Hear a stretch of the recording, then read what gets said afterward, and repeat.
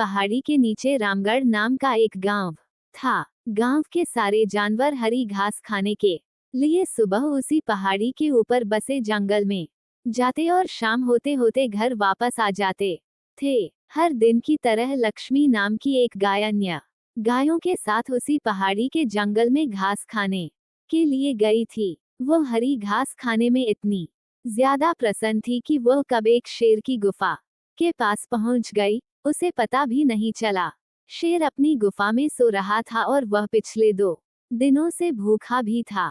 जैसे ही लक्ष्मी शेर की के पास पहुंची, गाय की खुशबू से शेर की नींद खुल गई। वह शेर धीरे धीरे गुफा से बाहर आया और गुफा के बाहर गाय देखकर खुश हो गया। शेर ने मन ही मन सोचा कि आज उसकी 2 दिनों की भूख मिट जाएगी। वह इस तंदुरुस्त गाय का ताजा मांस खाएगा और यह सोचकर उसने एक तेज दहाड़ लगाई। लक्ष्मी शेर की दहाड़ सुनकर डर जाती है।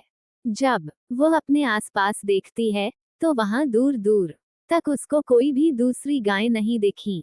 जब वह हिम्मत करके पीछे मुड़ी तो उसे सामने शेर खड़ा हुआ दिखाई दिया।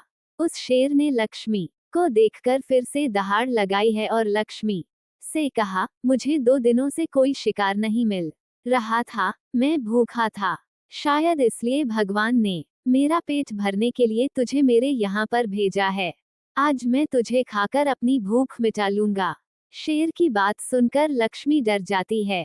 वह रोते हुए शेर से कहती है, मुझे जाने दो, मुझे मत खाओ। मेरा एक छोटा बच्चा है जो अभी सिर्फ मेरा ही दूध पीता है और उसे घास खाना अभी तक नहीं आया है। लक्ष्मी की बात सुनकर शेर हंसते हुए कहता है, तो क्या मैं अपने हाथ में आए शिकार को ऐसे ही जाने दूं? मैं तो आज तुझे खाकर अपनी 2 दिनों की भूख मिटाऊंगा। शेर के ऐसा कहने पर लक्ष्मी उसके सामने रोने लगी और विनती करते हुए कहती है कि आज मुझे जाने दो, मैं आज अपने बछड़े को आखिरी बार दूध पिला दूंगी और उसे बहुत सारा प्यारा करके कल सुबह होते ही तुम्हारे पास आ जाऊंगी।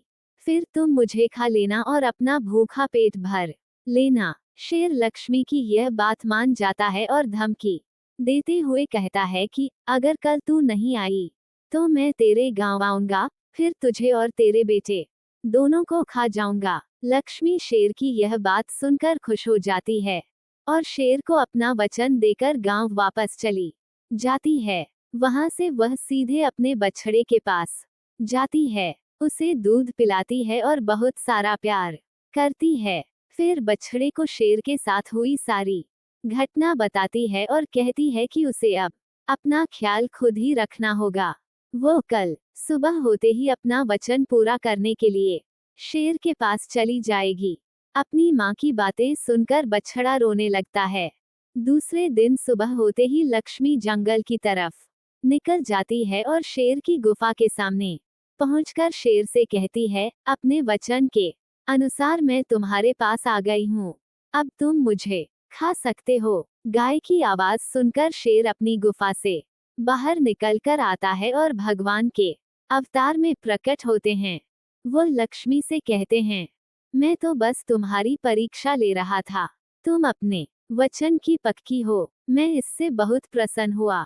तुम अब अपने घर और बछड़े के पास वापस जा सकती हो। इसके बाद वे उस गाय को गौ माता होने का वरदान भी देते हैं और उसी दिन के बाद से सभी गायों को गौ माता कहना शुरू कर देते हैं।